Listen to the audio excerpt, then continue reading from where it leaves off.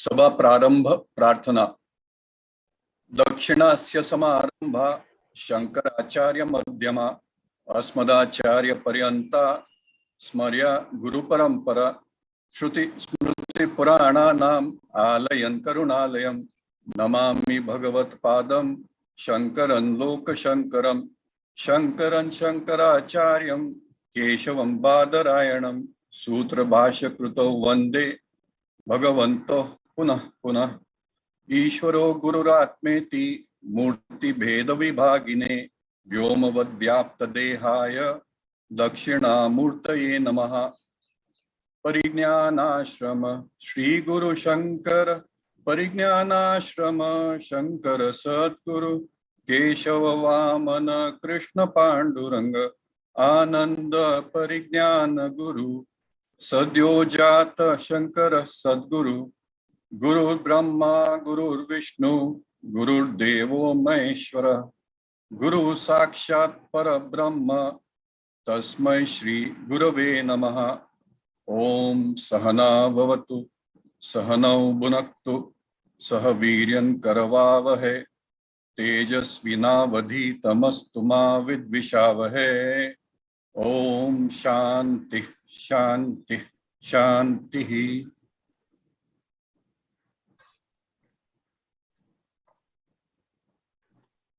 Jai Shankar,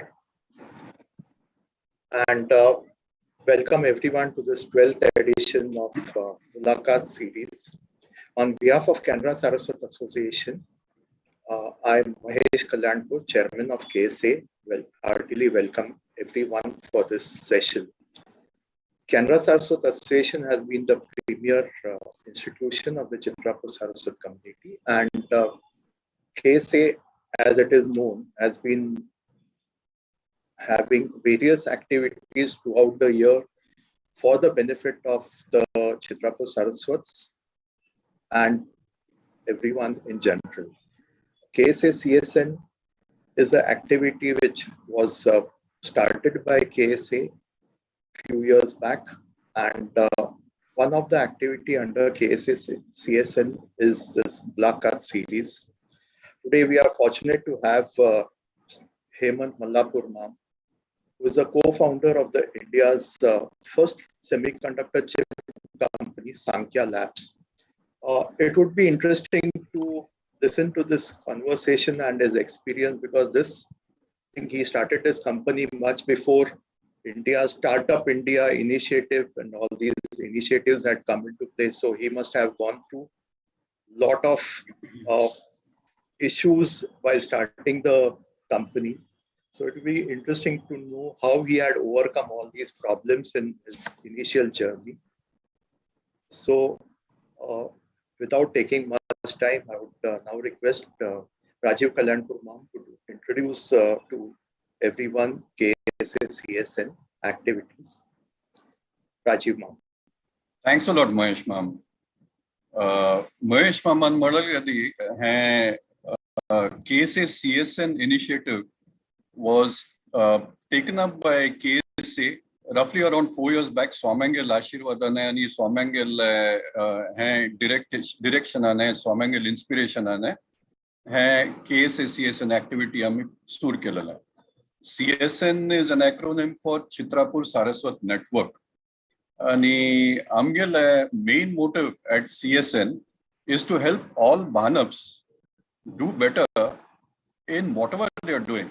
That covers both entrepreneurship and jobs, but our primary focus is on entrepreneurship.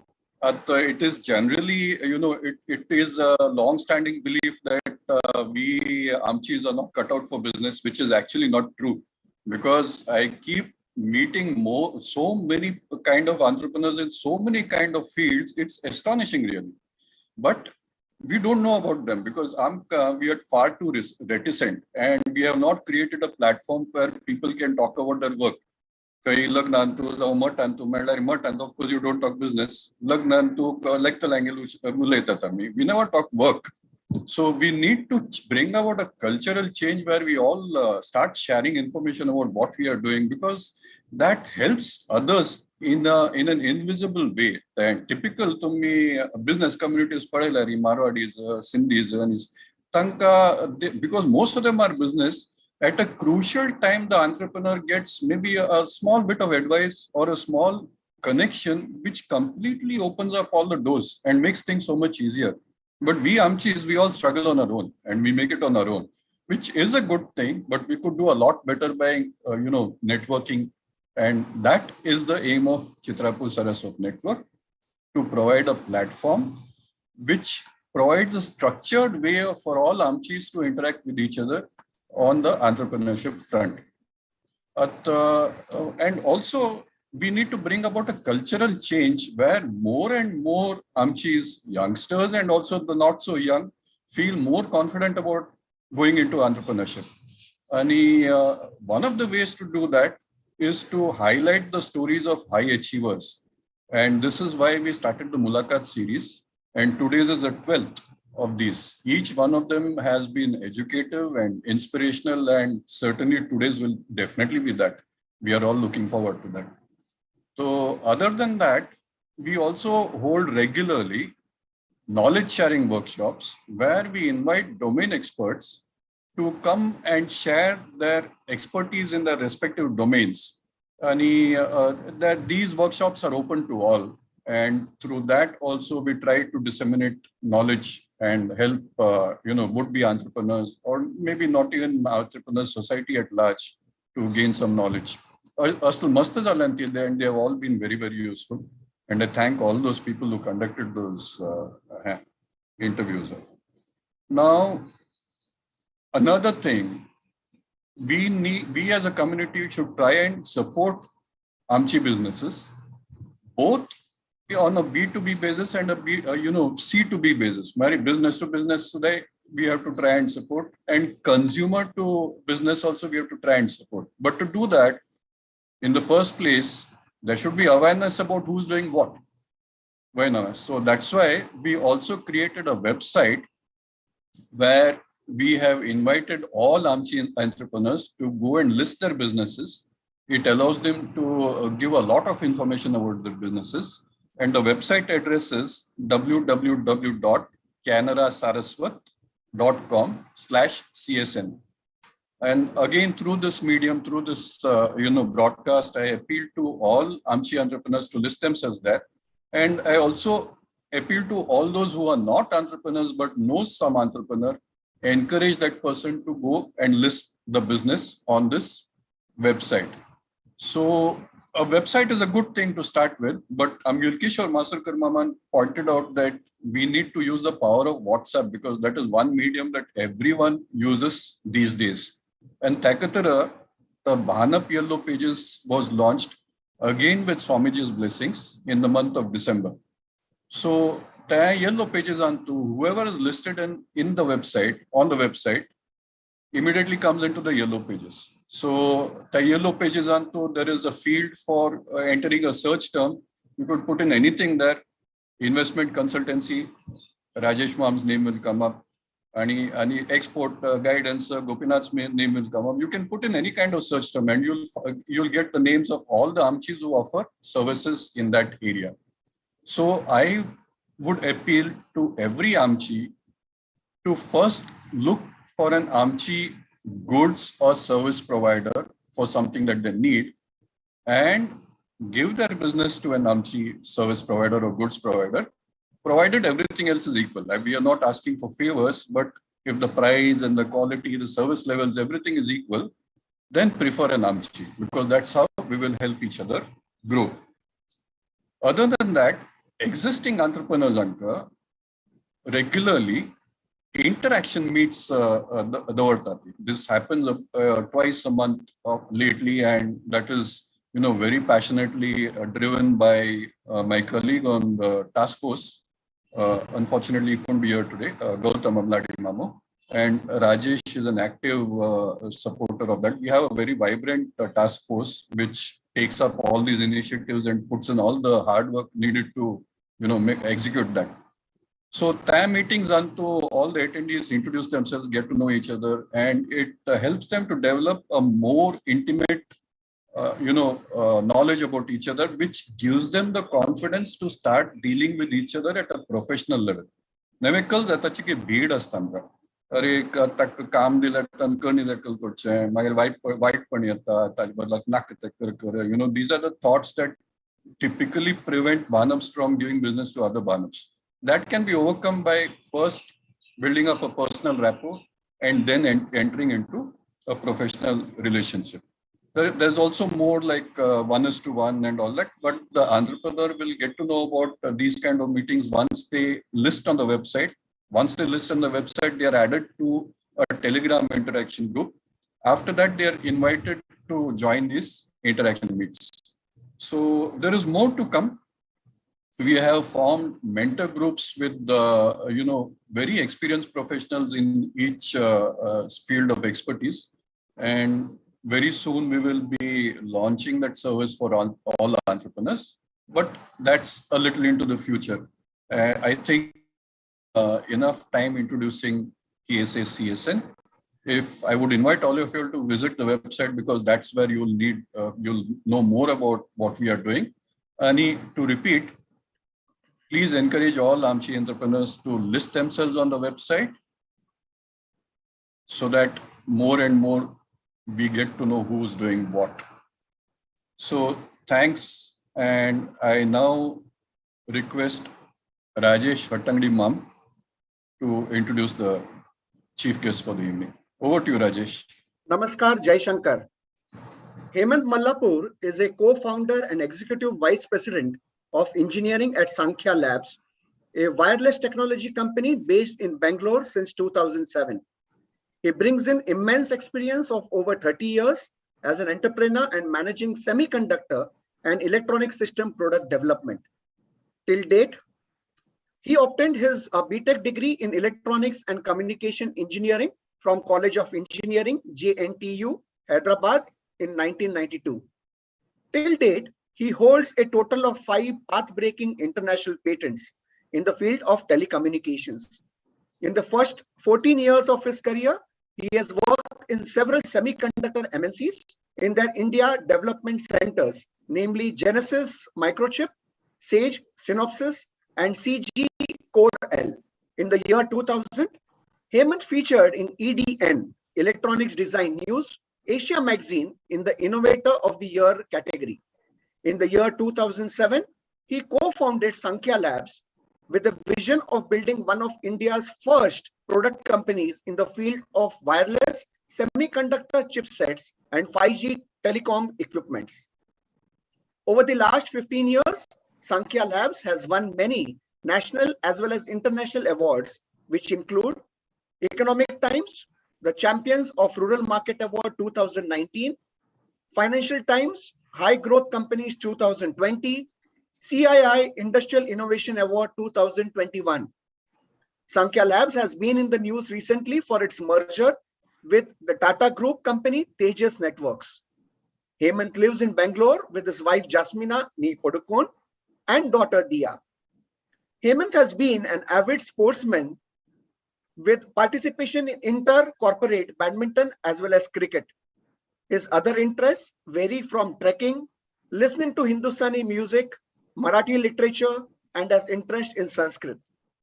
Add to this, he keenly pursues his personal dharmic sadhana too. Namaskar, Hemant. Today, Hemant will be interviewed by Rajiv Kalyanpur, a second-generation entrepreneur who joined the family business founded by his eldest uncle, Shri Raghuveer Kalyanpur. They are into manufacturing of soaps, detergents, and specialty chemicals. Namaskar, and over to you, Rajiv. So thanks a lot, Rajesh, for the very nice comprehensive introduction of Hemant Ma'am. Hemant, can you tell us a little bit about semiconductors? Because most of us are a little hazy on that. We know it is important, but not quite why. So can you tell us what they do? Why are they important? How they are produced? Can we start with that? Yeah, Jai Shankar. Firstly, thank you, Rajiv Ma'am and KSA-CSN platform for giving this opportunity.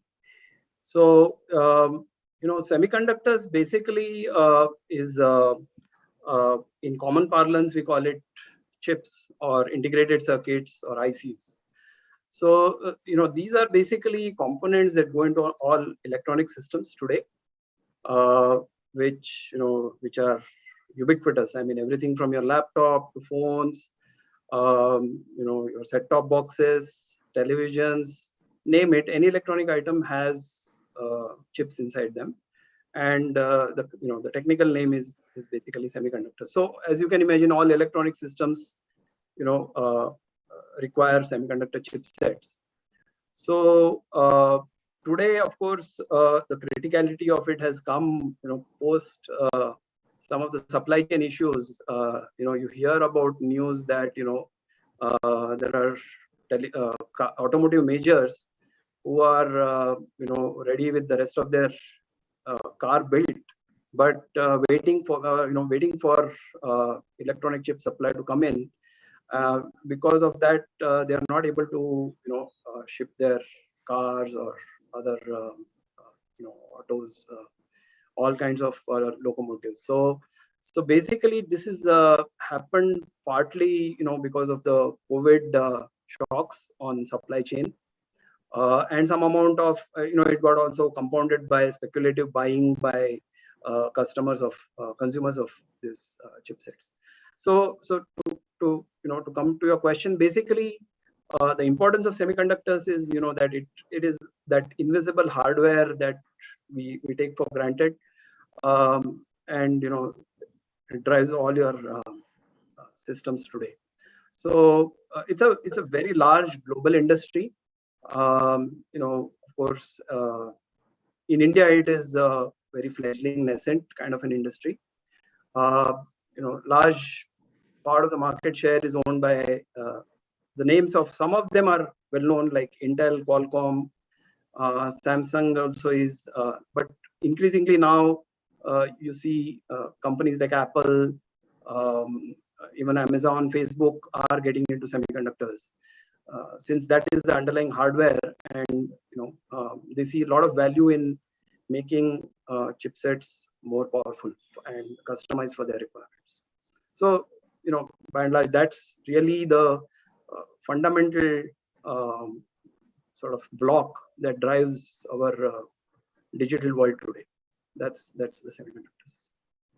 That's interesting, and that tells us why this interview is all the more important. Hemant, it would be interesting to know about your formative years, and also, as part of that, to know whether there were any influences you can pinpoint which might have contributed to your taking the entrepreneurial plunge later on in life. Can you tell us? Yeah. So formative years, I grew up for 10 years. First 10 years in Bombay. I was in Balmohan, where I remember, I think around 4th standard, I had a teacher, Nana Parab sir, who basically, for the first time, I became aware that there is this notion of buying things which are made, in India. He really sort of, that's something I remember even today. So he said, whether you're buying a toothpaste or a TV or whatever, always if things are good, you should buy Indian produced one. So that was sort of a first realization that there is something, buying a product is not just, you just go and take whatever, it is good to think about what is happening behind it.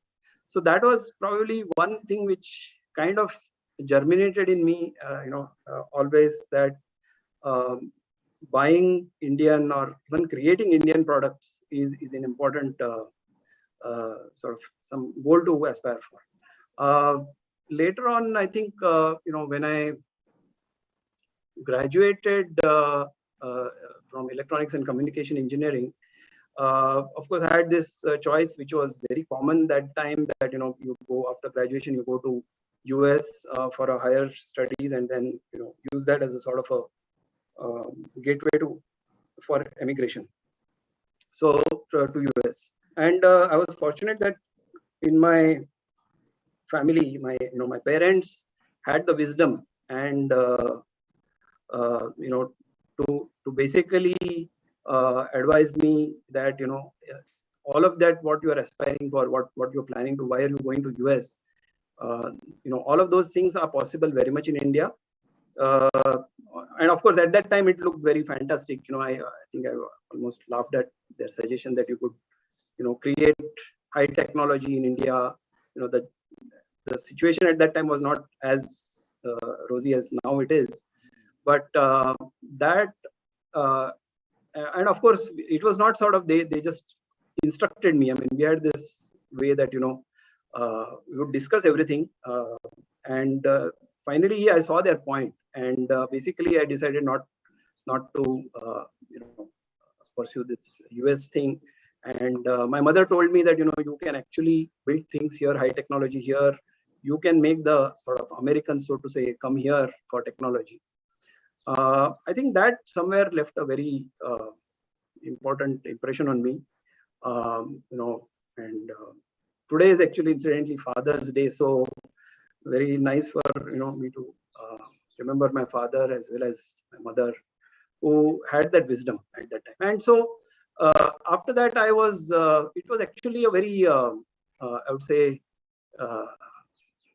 it was a cusp in 1992 when I passed out, because just the year prior, our liberalization had happened and all the PSUs had sort of frozen the hiring. And it was difficult to get a job, even though I was from a number two kind of college in Andhra Pradesh. It was a government college. Getting a job was not really, shouldn't have been difficult, but that year it was very, difficult. So I happened to meet my grand uncle, I would say, my Bappa, mother's Bappa actually, Durgesh Nagarkatti. He was a very accomplished. I mean, he was a professional, successful professional general manager of Crompton Greaves in Kanjurmarg. And he basically, I had a very good sort of a brainstorming with him, where I was telling him, this is what I enjoy, this is what I want to work on. And problem solving is really what excites me. So as an engineer, you are trained to work on that. And he has said that, we have one new sort of startup coming up in Pune, which is getting into this new exciting area called semiconductors, right? So, and I was fortunate that that was only, I think, one of two companies in semiconductors. That was just the nascent stage in India. So I had the good fortune of joining it. It was more like a startup, learned everything from scratch.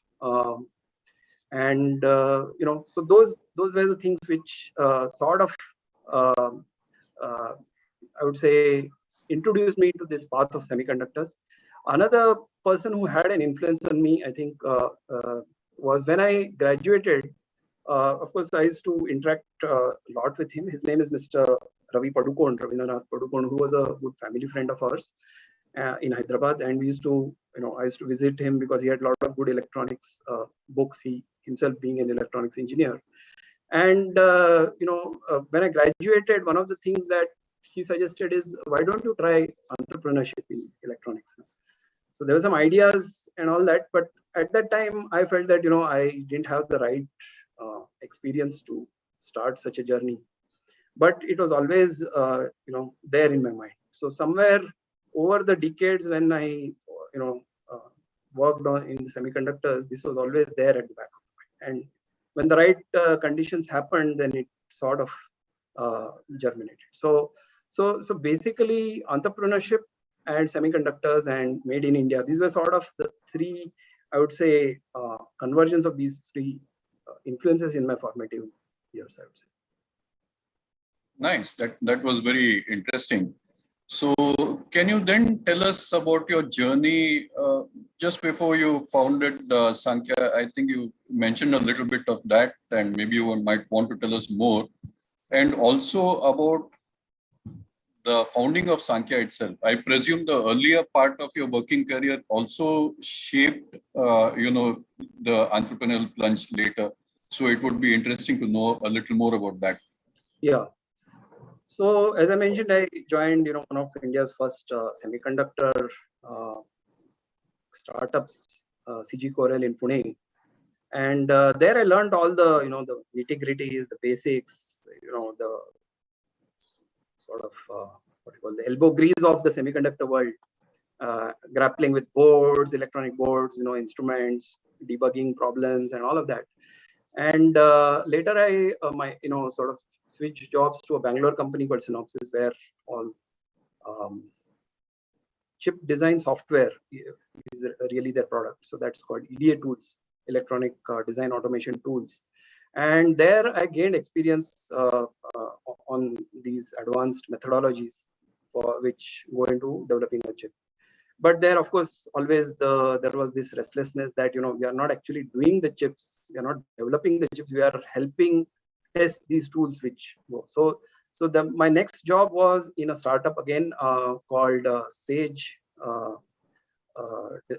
Sage Design Systems. In US, it was called Sage Inc., and we were the sort of India center. And here, actually, I developed firsthand. I took charge of developing chips. I managed development of about 4 to 5 chips there, which were basically in the field of LCD electronics. So LCD was new at that time. LCD monitors for PCs, etc., was just coming up, and our chip in Sage used to power that. So and I think it was really I should mention here that it was thanks to the founders of that company, Mr. Chandra Reddy and Pratap Reddy, who had the, I would say, the vision to develop all the semiconductor, the chip engineering in India. Because I think they were one of the first who came to India, and I was fortunate to be, part of that group. And where basically we handled everything end to end. We developed the chip right from specifications, product specifications, the architecture, design. These are all the different phases, and even the implementation, realization into an actual physical chip, testing it and taking it to customer. So I had a all-round end-to-end experience in that company. And that trend later caught on, and in fact, after that, you could see that in US, a business would not get funded, a startup would not get funded in the semiconductor area unless you had an India development center. So India really became a powerhouse of talent for semiconductors. So it was, all of the companies which developed products which with US company brand name had major presence in India. And basically, when we were in that, then the chip, that company Sage got bought over by Genesis Microchip, and we developed one of world's first high definition TV chipsets there, and it was being marketed to a customer in Singapore, where incidentally some of the people were Indians, and they happened to know once they visited us. They were saying that we know that this chip is being developed in India, but finally that doesn't get mentioned when you actually, the sales guy comes to your to the customer. He says this is an American developed chip. So that kind of made me realize that while all of the engineering is happening here, India will not get that credit, and credit is only one part of it. Of course, all of the profits or the revenues that come out of it, they are not attributed to India. So somewhere there, that kind of motivated, and by that around that time, my company had acquired a startup called Smart Yantra, and the founders of Smart Yantra, who later became my co-founders at Sankhya Labs, they, I met them as part of this acquisition, and we got along very well. We used to kind of brainstorm a lot, the post-lunch walks we used to have, and some of these ideas which were germinating, we said, why shouldn't we have why isn't there an Indian product company in semiconductors? And at the right time, we decided to take the plunge. One fine day, we decided, yes, this is something we have to do. We have, will be probably the first one. A lot of people laughed at it, well, not exactly laughed, in a derisive way, but saying that this is who has made started as Indian semiconductor company. But someone asked, why do you want to start a semiconductor company from India, a product company? Actually, I didn't have an answer except saying that because we can, right? I think somewhere, I think it reminded me of that. Why do people climb Mount Everest or Himalayas or mountains? There is no reason. It's because one day you are going to go up and then again coming down back home, right? So what is the point? And the answer was very, I think, meaningful, because we can, right? So you climb mountains because you can climb them. So I think somewhere that was really driving us. So that actually led us to starting Sankhya Labs. So that was our motivation. Right, and I would think that there was also a nationalistic feeling behind it. I think you wanted to also build brand India, like you mentioned. India was not getting the credit for all the work that was being touted as USA made and things like that. That's really creditable. So how difficult was it for you all to get the funding, and how did you manage the finance for all this? I'm sure it wasn't a very easy task. How did you all do that? Yeah, it wasn't easy. In fact, semiconductors, generally hardware business, I mean, the world has sort of recognized that it's tough business. I mean, even no less a person than Sundar Pichai, CEO of Google, has said that hardware is hard, and we were fortunate. I'll admit that, we have been exceedingly fortunate in raising capital. Because semiconductor business is is extremely capital intensive. We had to raise, even with very, very frugal salaries, that people who joined us initially just worked at a fraction of the salary they were getting in multinationals, with the sheer aim of just they saw this vision. Yes, we have to build this company from India. And our first investors, of course, were founders. We put in our own money. But then that is not enough, because semiconductors takes a lot of investment. And our first supporter, our first investor, angel investor, was Dr. Mahan Shetty, who was himself an accomplished semiconductor veteran. And he had, of course, a very interesting method where he actually started about 4 or 5 semiconductor services organizations based in Manipal. And he was himself a highly respected individual in Texas Instruments, which he started the India Center, so to say. So he was the first guy who wrote a big check for us. And he said that not just that, he gave us, he said, I'll give you engineers. He had a good channel of recruiting engineers from engineering colleges, and he said that the next time I recruit, I'll give you those people. So he was very, very supportive. He's unfortunately no more, but he created many companies, right? I think that support was very very key for us at that stage, because he was an angel investor. He was not like show me your business plan, show me what is the return on investment. He said, yes, I want this sort of a company to be built from India, and I will support you in all ways that I can. And he literally did that. So raising investment, once he came in, my co-founder's previous company, I should mention my co-founders Parag Naik, who is the CEO, and Vishwa Kayargade, who is the Chief Operating Officer in Sankhya now. They had a previous company called Smart Yantra, and their investors had got a good exit when their company got acquired. So they were all, obviously they had good reasons to trust with more investment, and they also pitched in. And together with them, they brought in a lot of other investors who were actually not at all in any way linked with technology of any kind. Right? They were, they would have businesses in APMC and yards and agricultural in North Karnataka, and they all just put in money based on trust, right? The friends, family type of thing.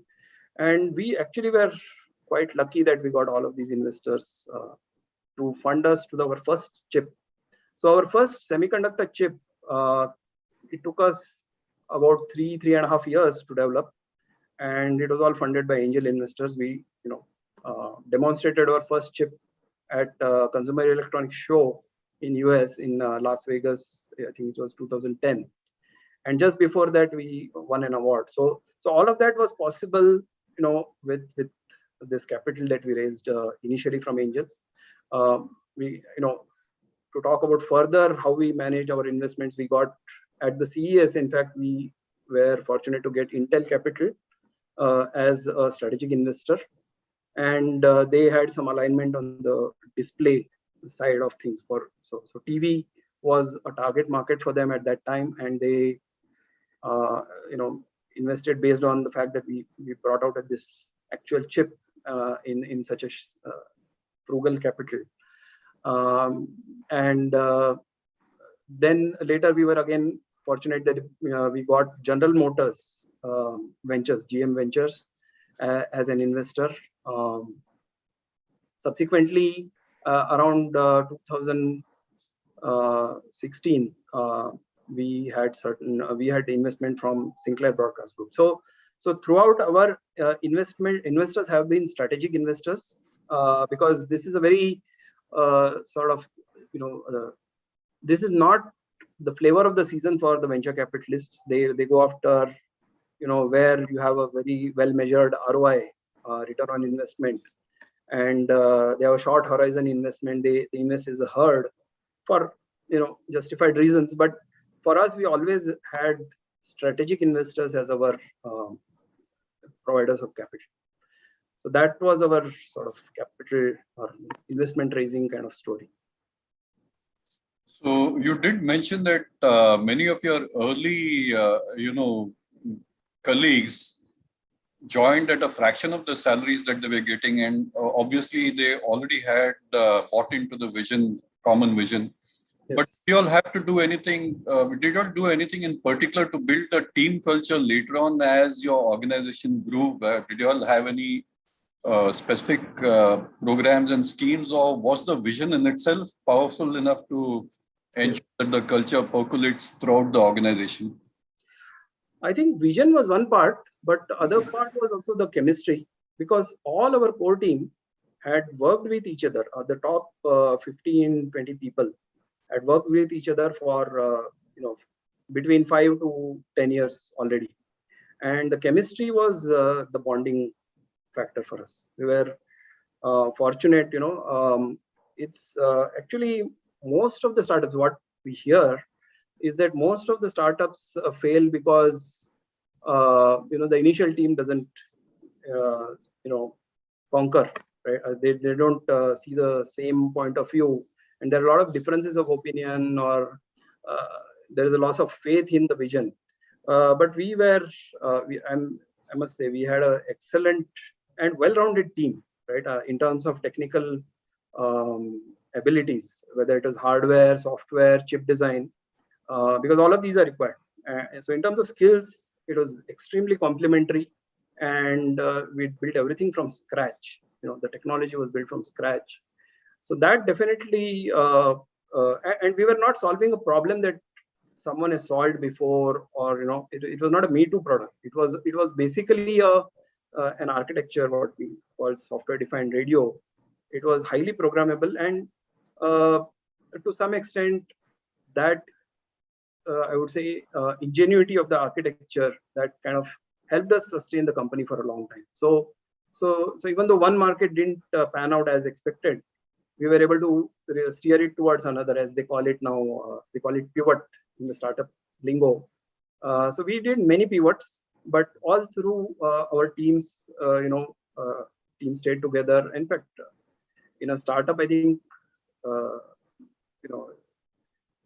course, people who newly enter a startup world, they think that, okay, we'll work for 6 months, we'll have a we'll become a unicorn in 6 months. There are these dreams, and there are a lot of unrealistic expectations, but nobody probably tells them that it is the success rate is very low, right? You have to stay on the course. Fortunately for me, right, I think all my co-founders had the startup experience, so they told me right in the beginning, don't come into this for seeing something miraculous in terms of you become a billionaire or something like that. Come into this saying that whatever I'm putting into this company, even if I lose it, I should not feel bad, because the experience of it, building a company, doing something like this itself should be your reward.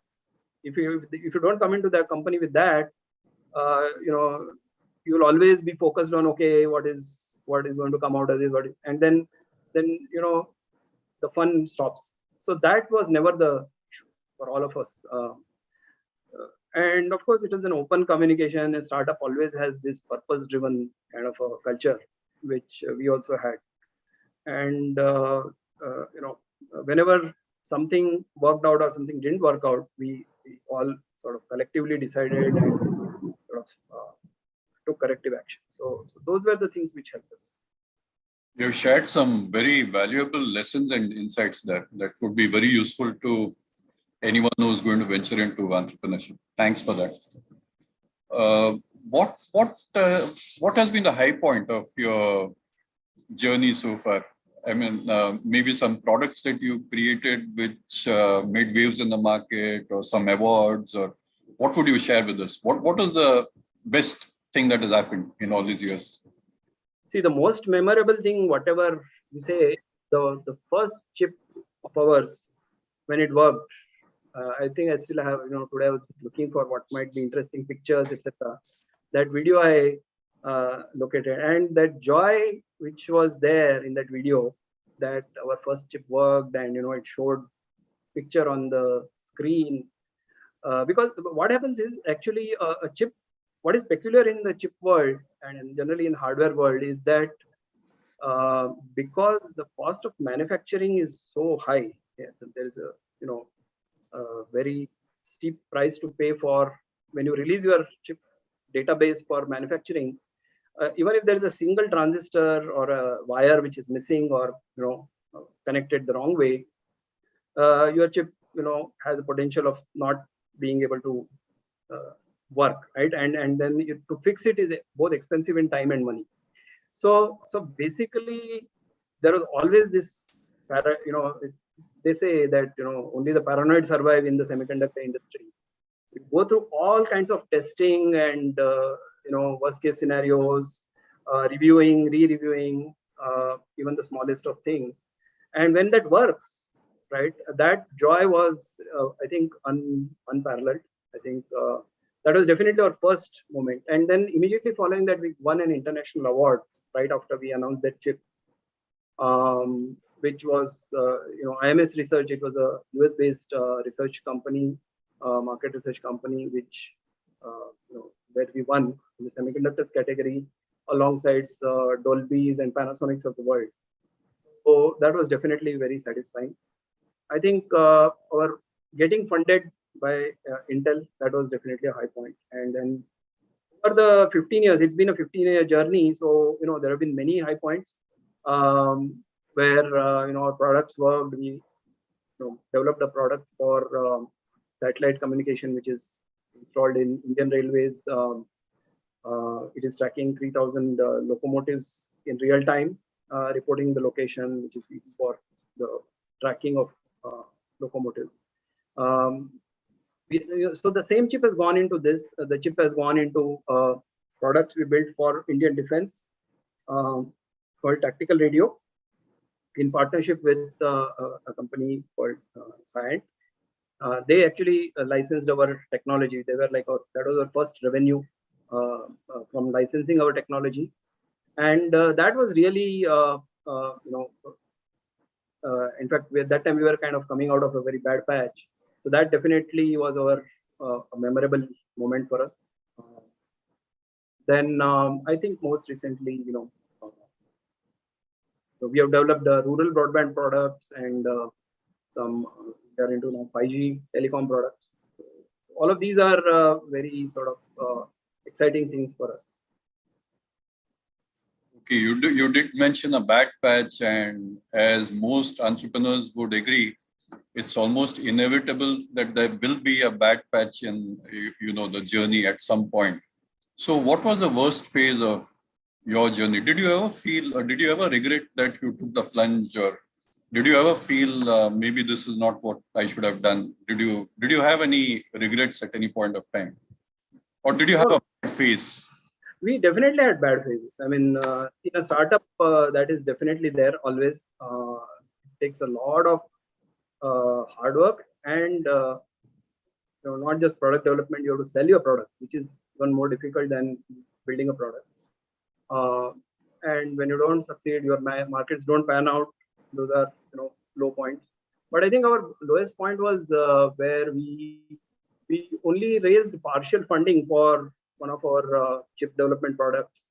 So we ramped up the team in a big way. We couldn't raise the full funding and had to cancel that project. So at that time there was, it was a bad phase. There was certain downsize the team, but we made sure that people who had to be let go, they had jobs in the other companies. So we personally spent our own time making sure that everyone was placed. So that was definitely one of the low points because it's extremely painful to go through something like that, downside, right?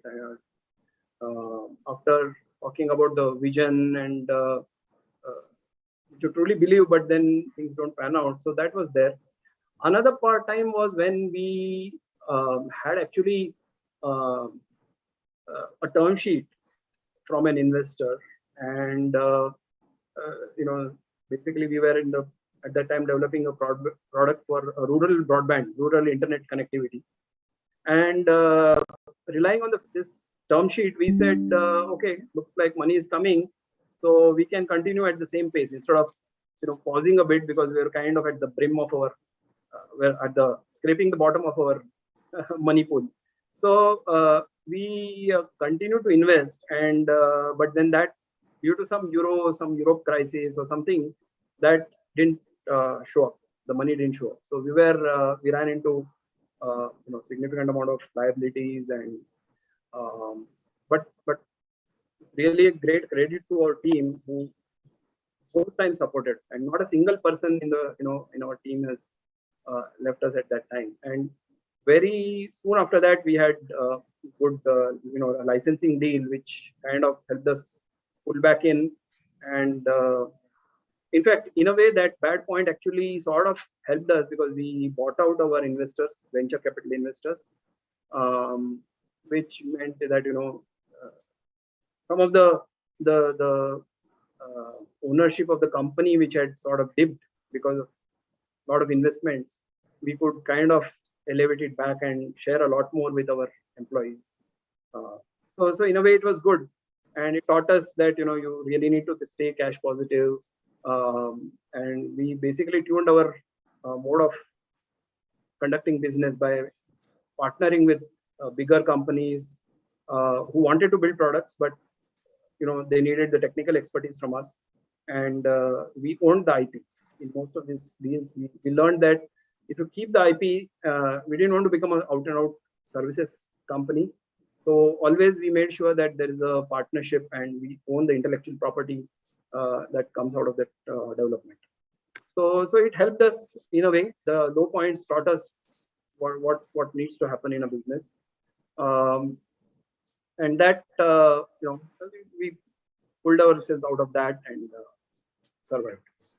Right. That holds an important lesson, I think, for all existing and also would-be entrepreneurs. There are going to be bad times, but if the fundamentals are strong, perseverance is a very important quality. You need to ride out the bad times, and then you're again bound to see good times again, in most cases at least. So Now I wonder, you mentioned that Ravi Padukone ma'am had advised you or asked you whether you would want to be an entrepreneur just as you were out of college. And then you did turn an entrepreneur around 15 or 16 years after that. So do you wish that you had taken up entrepreneurship earlier, or do you feel that it was a good thing you waited?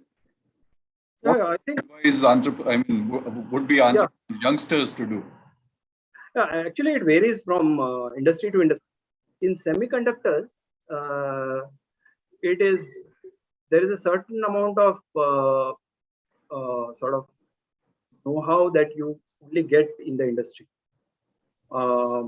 It is not something that you can learn from textbooks. You have to write up software and then kind of learn on your own. It's not like computer science.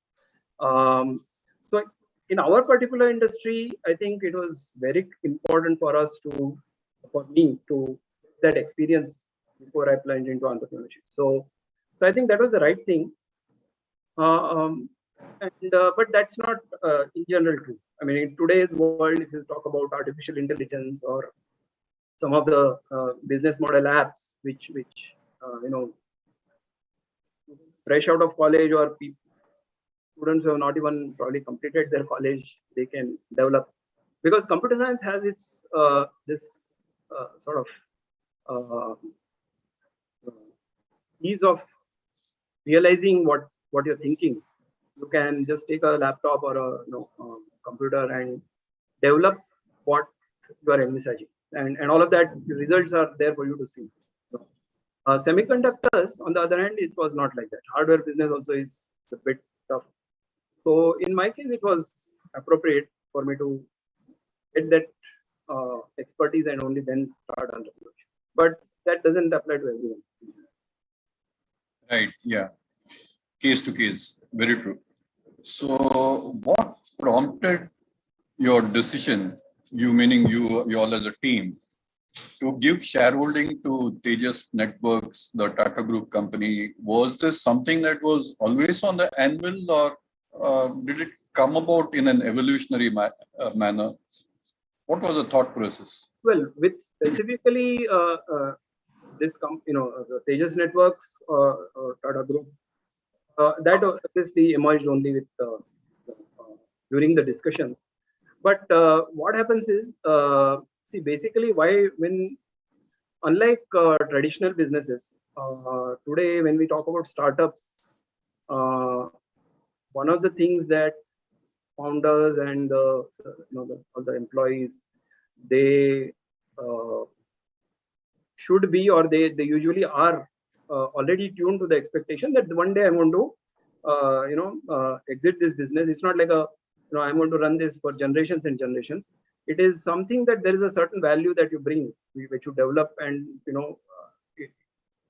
most of the companies, let me say 99% of the companies will look for an exit, or they should be looking for an exit when their value is the right level.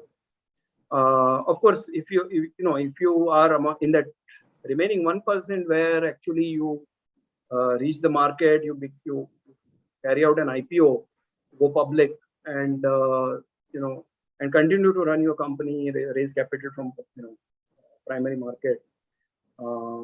That's it's if you have very good, sustainable, scalable business model, then that becomes possible. So such businesses can think of carrying on and staying independent. But mostly all startups founders at one point or the other should be and are usually looking forward to some sort of an exit, some sort of an acquisition where they get a decent price valuation for their company. So we were not averse to that. So the only thing was that you should get a decent valuation. Of course, one always thinks sometimes that maybe I could have got higher if I had waited. Those are all things there, but generally that's a decision one has to kind of make as a founder, which is the right time.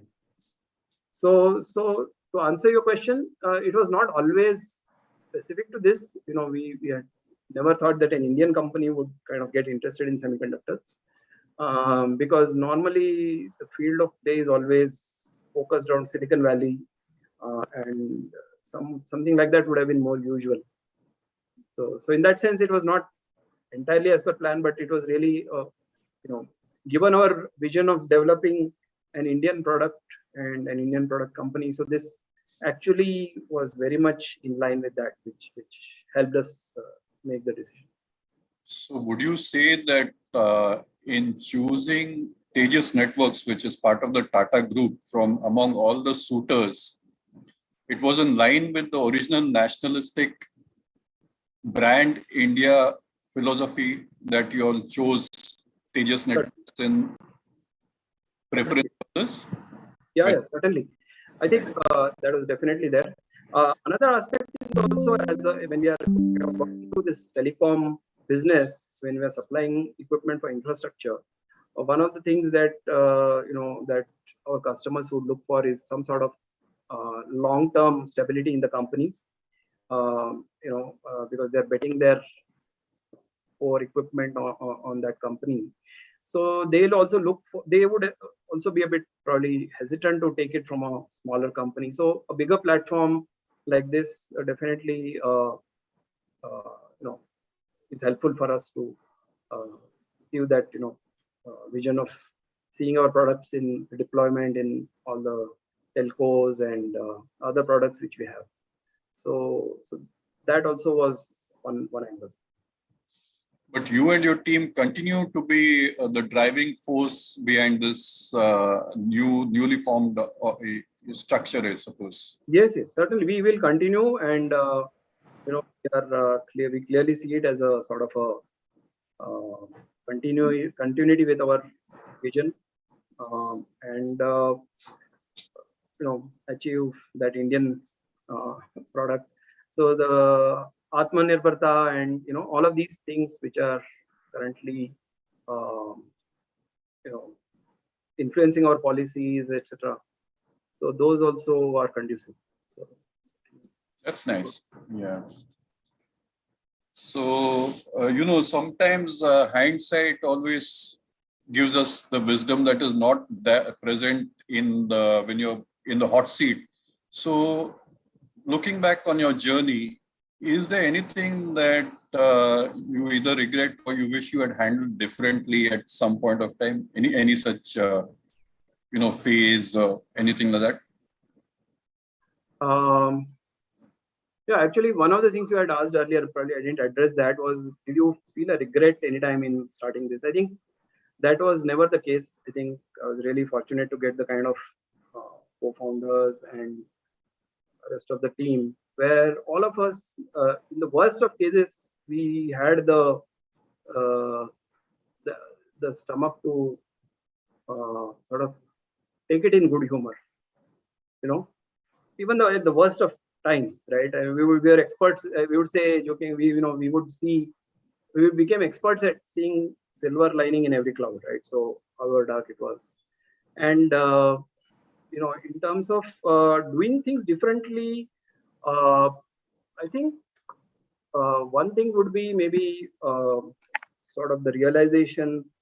We were successful in raising funds, right? So somewhere maybe if we had sort of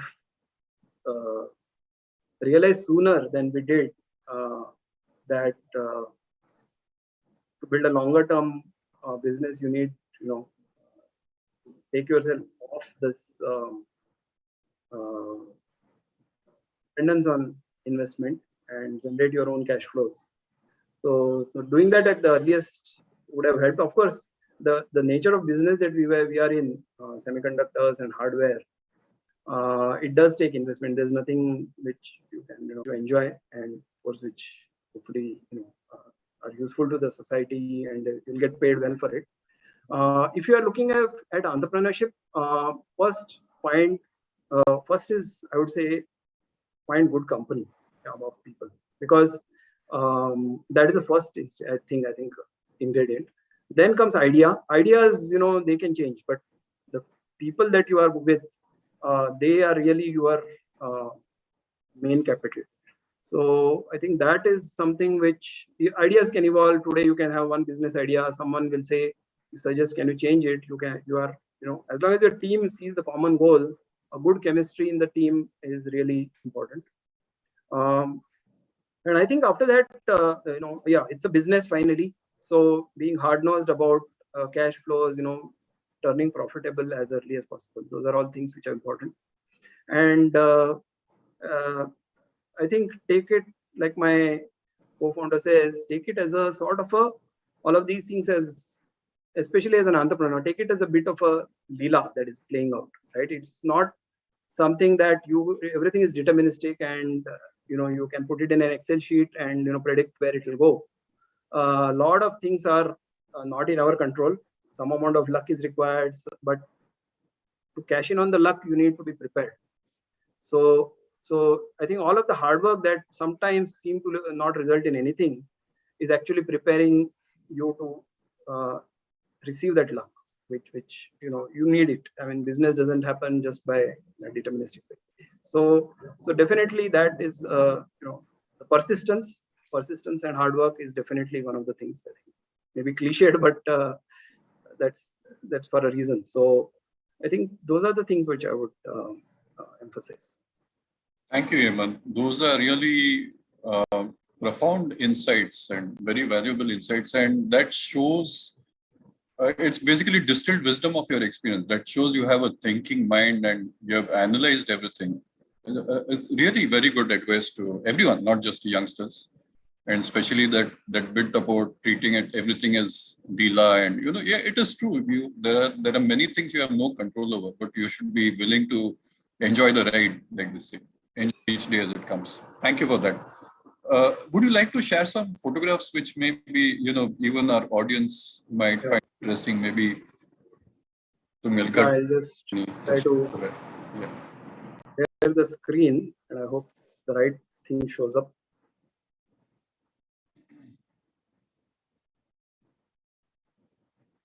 So these are just some of the photographs. You're able to see the screen, right? Yeah, we can.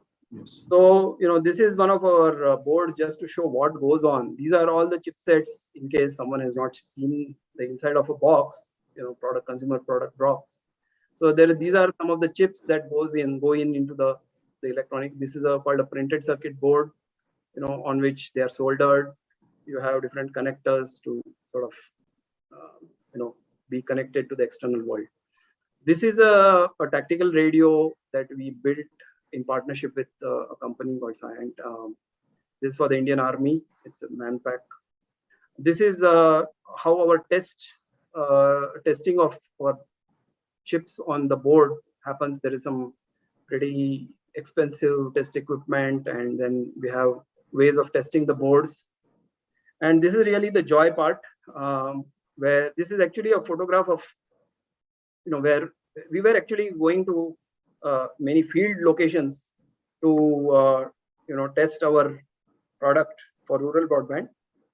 And this one we had sort of gone to a nearby location in Bangalore.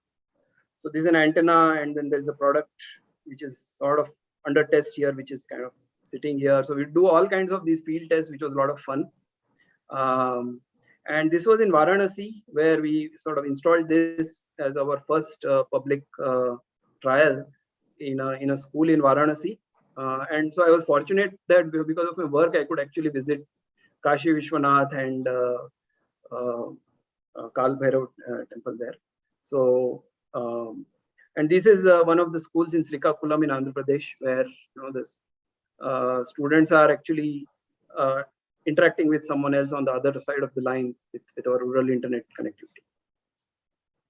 So this is just a way to show that our chip, which are all the products we developed. There's a mobile wireless, fixed wireless. This is the rural broadband solution. This is for receiving broadcast content on phones and laptops. And these are some of the strategic applications that we built in partnership with ISRO. They operate with ISRO satellites for the Indian market. And this is probably not a very good quality, but it is very memorable. This was our first sort of ideation visit to Manipal, where our first investor, Dr. Mohan Shetty, our initially co-founder Muthu, that's me, and this is Parag, our CEO, current CEO, and this is Vishwa, who is the CEO. So it was the early days where we were just thinking about it. This was our team with this. You can see at the background. We operated from a house, and this was our first award. We were really proud of this. This was our initial team's photograph.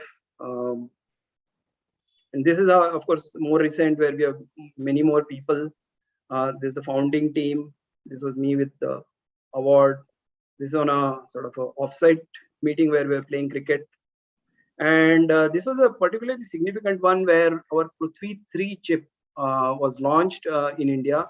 And we had the good fortune that it was graced by the Minister of Communication at that time, Mr. Manoj Sinha, Mr. Amitabh Kant, CEO of Niti Aayog, and other dignitaries. And so it was a significant moment for us.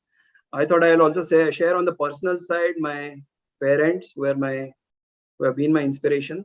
My wife, who has always been a support for me, and my daughter. She was here as a baby, and now she's grown up here. This is at our Karla Mutt recently, and some of these are my memories, I would say. Yeah, that's all I had. Okay, that has been one very interesting Mulaqat, very interesting interview. So thanks for sharing so much in such a brief time, Hemant. I think we'll now move on to the question and answers. I'll check whether I've received anything on my phone. But meanwhile, I would request my co-panelists to go ahead and ask their questions.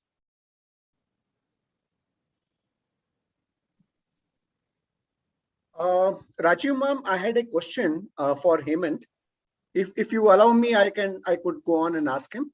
Yeah. I have requested you to do that, in fact. Yeah. Hemant, when you said that you also got the award towards rural, products which were more targeted towards rural India. What exactly did you mean by that? I mean, was there anything specific that we are not aware of? Actually, well, it was not a great business success story. It was a product that we built for rural internet connectivity. See, what happens is usually for rural, say anything, solutions that are developed for urban areas are sort of pre-deployed, and basically it is assumed that they will be good enough, they will be the right thing. But in case of internet, what happens is in rural areas, and this is not just true for India, it's even true in US, UK, all other developed countries as well, is that the population is sparse, and it is dispersed in geography, distance-wise. So for that, actually, we had built using our chipset, we had built a solution for rural broadband, and that was we invested fairly, I think, we invested about 5 to 6 years of our energy into that. But so that was where we basically tried hard. We went through a lot of field trials all over the world, Scotland, Korea, US, Africa, all over the world, in India, of course. So these were products this was basically a technology that, in fact, I had the opportunity to give a TEDx talk on this. And basically it is a long range communication technology. So you don't need very tall towers to mount it. So you can just put it on your rooftop, like in the 80s, we used to have this Doordarshan antenna.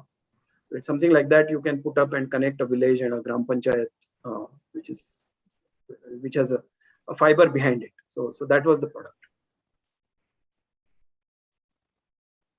So Hemant, I would like to ask you a question about the semiconductor dream of India.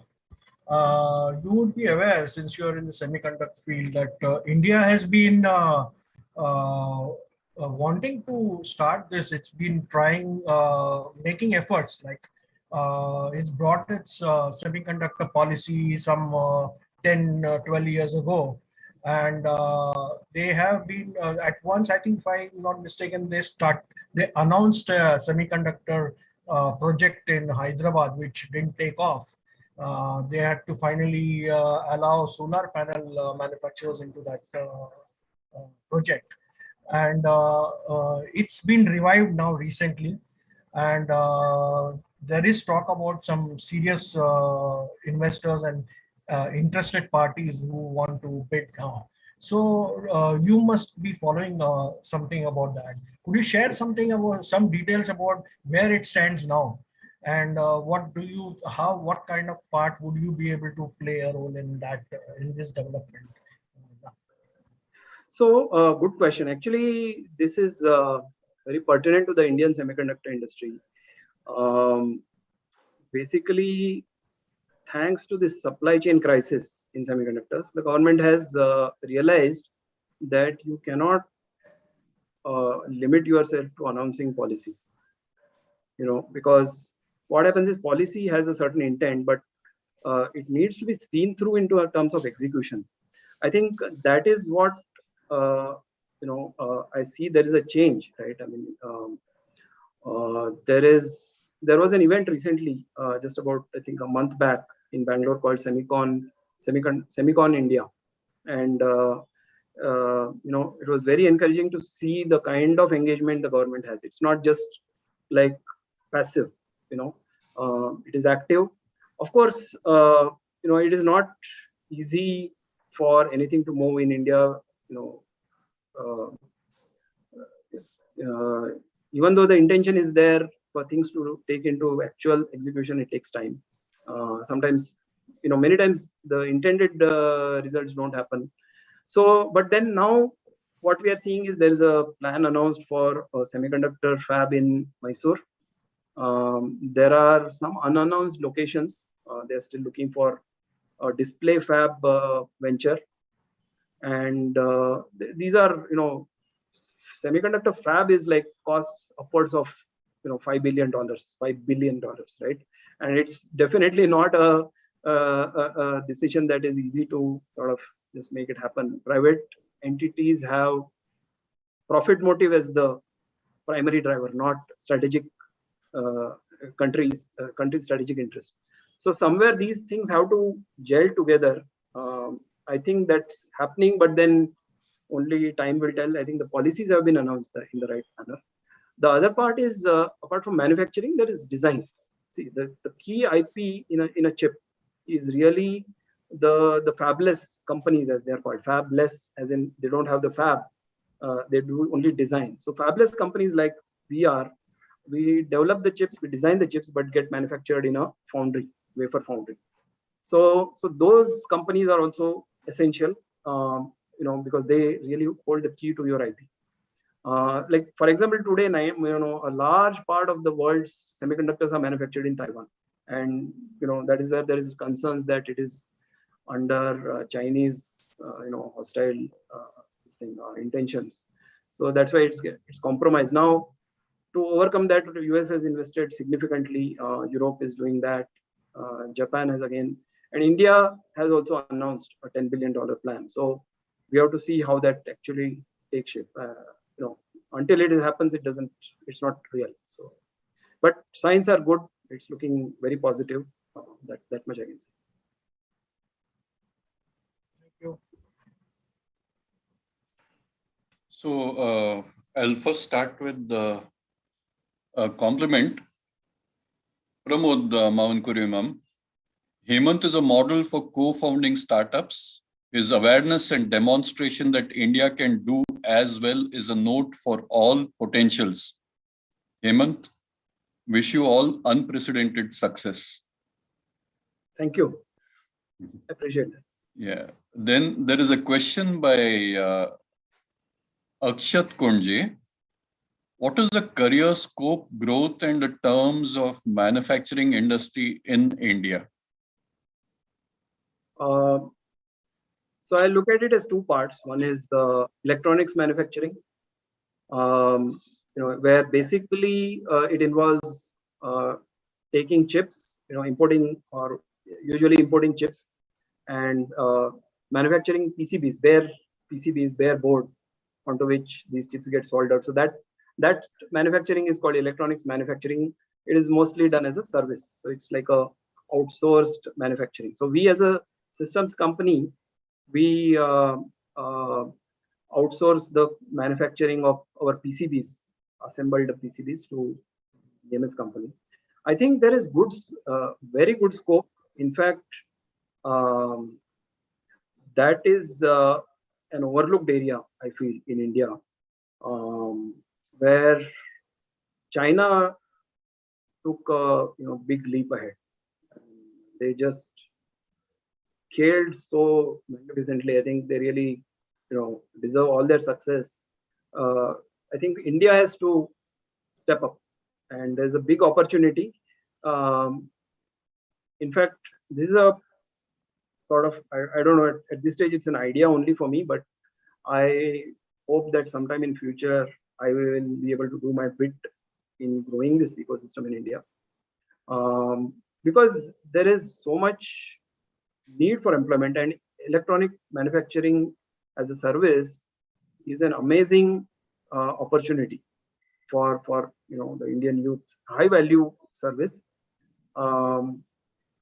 The industry itself is nascent in India, but if it lives up to the promise and the opportunity we are able to capitalize, you will see a lot of this happening in India. So I would say that electronic manufacturing is a great path, right? The other part is semiconductor manufacturing. Semiconductor manufacturing is highly specialized. It requires fair amount of sort of training, and it's highly specialized, and it's not, I would say it's not scalable in that sense. I mean, you will not have millions of jobs in foundries, wafer foundries. So semiconductor fabs are highly automated. They are basically chemical plants in reality.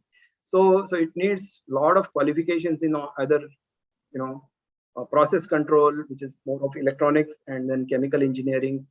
Those are all things which are highly specialized, but with the fabs coming in, that may be a good option. Yeah, okay. There are a couple of interesting questions from Hema and Ashok Hattangdi, the founders of Conserve. We had a very interesting and educative Mulaqat earlier with them. So I'll read out the first one. Congrats, wonderful journey. The ecosystem for peripherals and IOs is limited in India, especially for RF. Was this a problem, and how did you deal with it? So yeah, RF is radio frequency. Those who don't know the term. So RF, basically, I would say skill set, right? If we talk about design skill set, RF design skill set, it had to be nurtured. So we also took our time developing these expertise. It's not easy. We tried partnering with companies, then realized that we have to have it in house, and we do build the RF boards now. In fact, high power RF as well as low power RF, we do build them. It is an entry barrier, and hiring them and getting it right definitely was a challenge which we have successfully tackled the last 5 years. So that leads, very relevantly to the next question from the Hattangdis. Engineering students in India largely learn by rote. How did you get yours to think out of the box and do amazing engineering?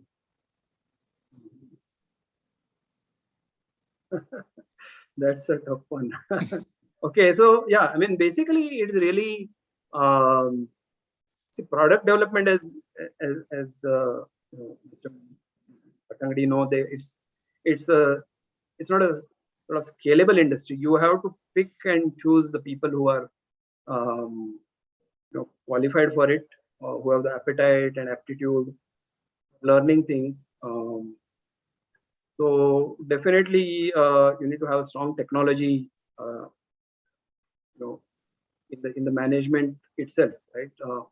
The management has to make sure that what experience they have gathered, that kind of gets sort of that goes into training the people who are joining. It's not easy to find. It's not. But then over the years, if you find a few people who are really good, then they pick up those things, and in fact, they become better than the seniors. So I think definitely it is something which you are right. Our education system, in fact, one of the problems with our system is that it teaches us to answer questions framed by someone else, right? But it doesn't teach us to ask questions which nobody has thought of.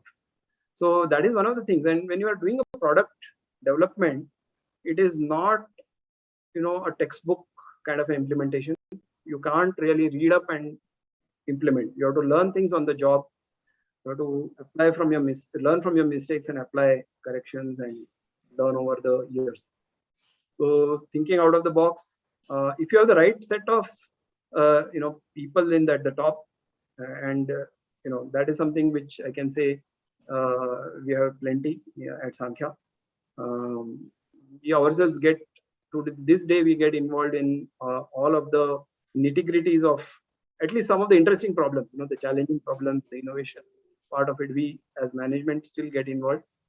But then, you need to build over time a very capable team. I think we have been fortunate in being able to build that. You're so right. Being able to ask the right questions is so important and a very skilled art. Yeah. The next one is from Krishna Chandavarmam.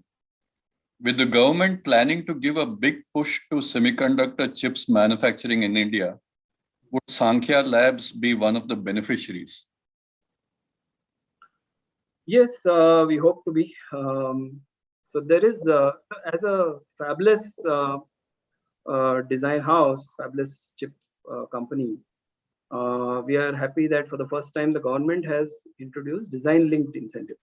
So earlier there was a production-linked incentive, PLI, which was there previously. A lot of multinationals came in, benefited from it because it was manufacturing. We are not manufacturing oriented. So what we do is outsource manufacturing, whether it's a chip or the system. So we definitely see both PLI and DLI, design linked incentive for semiconductors, as key enablers. So once they are put into practice, we will definitely benefit. Okay, that's good to hear that. The next one is from Pradeep Nagarkati Mam. Was there any role of bank loans or difficulty in their participation in your venture? See, actually, for banks, generally, actually, I would say not just banks, but generally in the finance world, there is no accepted methodology to value your intellectual property. So if someone, a valuer, comes into your office, he sees that there are cubicles, just like it could have equally well been a call center, right? All those cubicles look the same, and people have laptops, and if you don't go into the lab, in the lab there are some boards lying around and there's a test equipment. But the real asset of a design company like ours is the intellectual property that we create, and there is no cognizance of this in the valuers' books. So basically, unless you have already a very steady stream of revenues, which is, in case of startups, there's a long gestation period. So you don't get much of a chance to do something with a bank. So it is virtually impossible to get loan for IP, or with IP as a collateral for it. Right. Just a minute. Huh? Yeah. The next one is from Jairam Kambatkund, our ex-chairman of Canara Saraswati Association. He says, Hemant, at the outset, hearty congratulations to you for what you have achieved. I thought I was connected with you, and knowing you as Jasmina's, who is known to me as a child, husband, but today I came to know that you were connected with Durgesh Nagarkati as well, who was my senior by 4 to 5 years in Crompton Greaves. My question to you is as follows. With whatever work has been done by you and your company Sankhya, what can be considered as consumption of semiconductors in India and the world? I think he basically wanting to know what maybe the volume of consumption or the spectrum of consumption. Yeah. See, right now we have in terms of scaling as a semiconductor company, we have shipped our chips mostly outside India. In India, there hasn't been that much consumption because India doesn't have so many OEMs, original equipment manufacturers in electronics. So most of our business in semiconductor products has been outside India, largely in US. But if you look at the SATCOM side of it, we have been, since our products worked with ISRO satellites, the GSAT-6, we have been mostly India-centric. And so it has been segment-wise, it's been different. In terms of 5G, we expect both domestic as well as global. 5G telecom that we're building the products, but it's still under development. We have this new technology which we call 5G broadcast. Actually, it's more broadcast centric. So those things again, we are starting with India, and then there is some efforts in US. There are some business oriented, policy oriented things which need to be kind of in place for us to scale that within India. So if these things take off, we expect that the consumption will be largely in India, but also outside like Europe and US. That's our hope. Okay. It's heartening to know that you'll have products for 5G, which is now all set to, make an entry into India. Good to hear that. There's one more question from Pramod Mavinkur Imam. India has the talent for design and development, yet why is there hesitancy from big industries like the Birlas and Reliance Industries to invest in semiconductor technology? Yeah, it is. I think India missed somewhere the bus on the hardware story. I think this probably to some extent our policy frameworks, our customs policies, our duties, some of these things did discourage hardware industry. And big companies, if you look at it, in fact, I think it's a very pertinent question. Big companies, big name companies, definitely they need to see the value. I think now with this, I think all crises are probably blessings in disguise, right? I mean, this shortage of semiconductors has suddenly woken up everyone that this is something where there's an opportunity.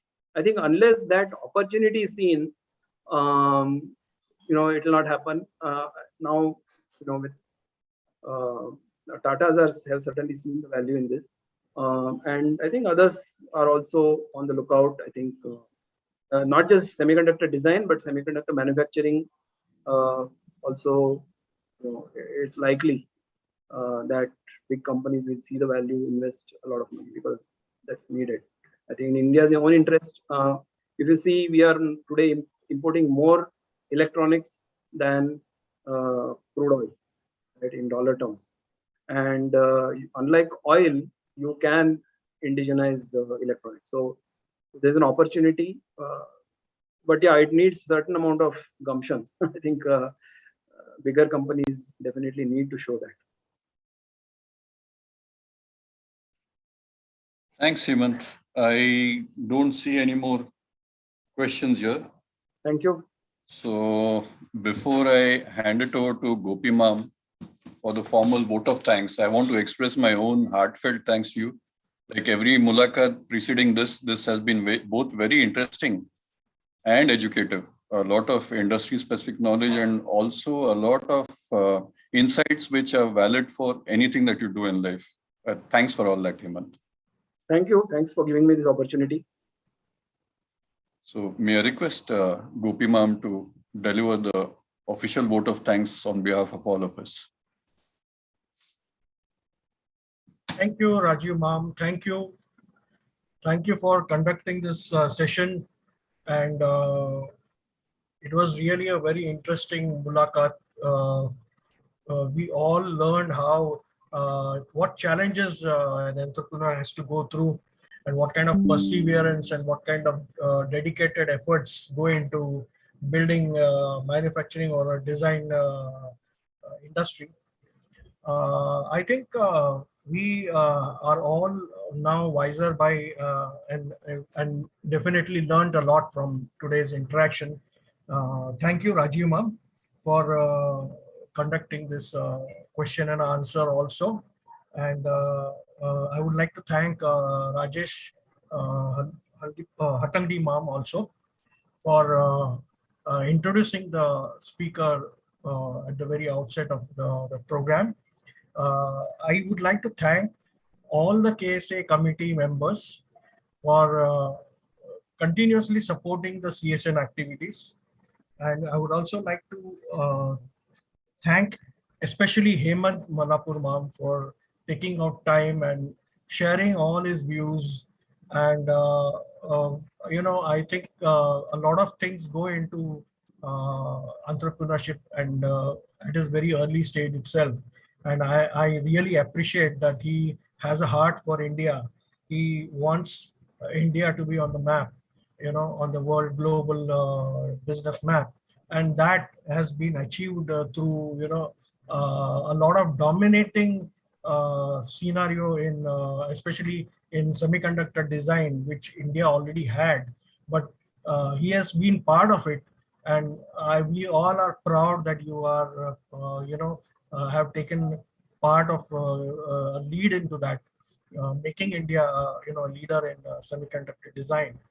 And I would like to also thank the entire support team, especially Rahul Jain and Swati, and for regularly being a support to us. And also like to thank those who have asked questions. Their questions have made us get more out of Hemant Mallapur. And also the audience, who have joined in today.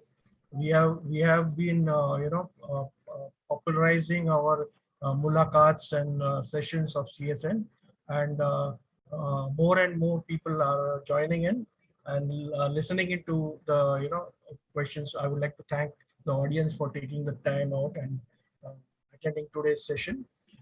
Thank you all.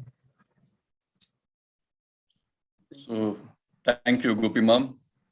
That brings us to the end of a very interesting evening. Havat sabha samapti prarthana karta. Sabha samapti prarthana. Nandantu sadaka sarve vinashyantu vidushaka. Avastha shambhavi mestu prasannostu guru sada. Sarve bhavantu sukhinaha. Sarve santu niramaya. Sarve bhadrani pashyantu. Ma kasyid dukkam apnuyat. Om Shanti Shanti Shanti.